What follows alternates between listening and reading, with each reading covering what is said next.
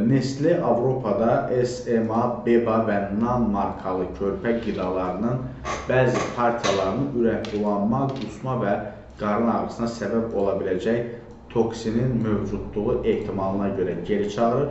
Dekabrdan bəri davam edən bu proses şirkətin yeni baş icraçı direktoru Filip Navratil üçün ciddi bir problemə çevrilib. Şirkət geri çağırılan məhsullarla bağlı indiyə qədər hər hansı xəstəlik halının qeydə alınmadığını bildirib.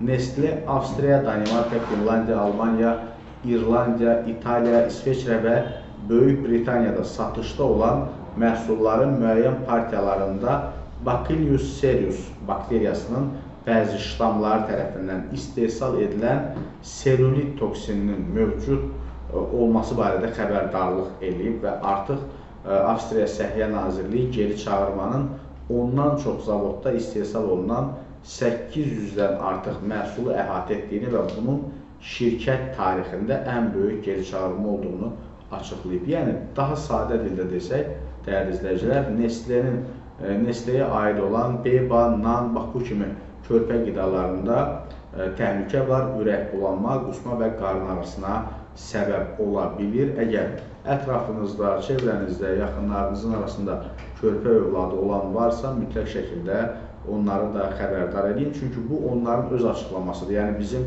mütəxəssislərin gəldiyi qənaət deyil və çox ciddi məsələdir. Böyük adamın yenə xəstələnməyi və s. və ilaxır bu ayrı mövzudur. Amma uşaqlarla bağlı məsələ daha həssas yanaşılmalı olan belə deyim, məqamdır.